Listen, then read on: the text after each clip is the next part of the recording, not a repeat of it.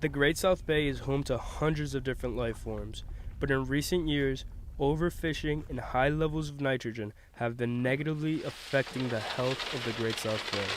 The shellfish community in the Great South Bay has been greatly affected over the years due to high levels of nitrogen and brown tide, which causes premature death in the early stages of a clam's life. Baymen, clammers, and scientists alike have been trying to find ways to help protect the shellfish population within the Great South Bay. All shellfish has been on the decline since the polluted waters from the houses being close to the shore and whatnot. But oysters, steamers, hard clams, all of that's in decline. No more getting fresh clams. It's getting harder and harder to do. So it's an uphill battle. New York State doesn't make it very easy either. The Great South Bay is a vital resource for communities that live near the south shore of Long Island. With that in mind, people living near the Great South Bay have been finding new ways to help restore and replenish the shellfish population that have been in the decline over the last years. So we do aquaculture. It's 100% sustainable farming to replace the natural oysters that actually no longer exist on Long Island. So we bring them in from a hatchery after that vulnerable stage, and we grow them almost like a rancher would grow their cattle or something like that.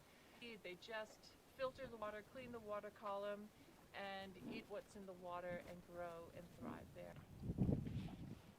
The Great South Bay is a vital source for sea life and economic growth for people fishing along the Great South Bay.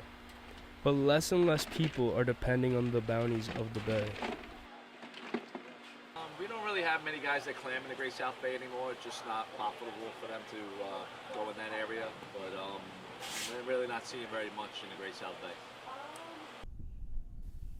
Scientists have been working relentlessly trying to figure out ways to help repopulate the shellfish population in the Great South Bay. Without the help of scientists, we would not know the causes for the decline of the shellfish population in the Great South Bay.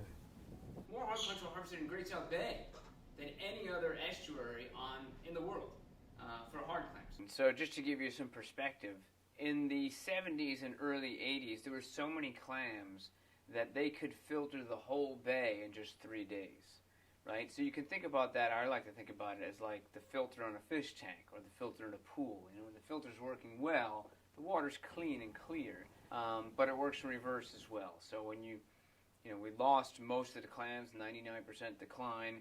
It's like taking the filter out of the fish tank. We're really focusing on getting homes to go from essentially concrete holes in the ground, which is the current septic system. And when you have just a concrete hole in the ground, that water goes right to the groundwater and eventually goes right to the bay.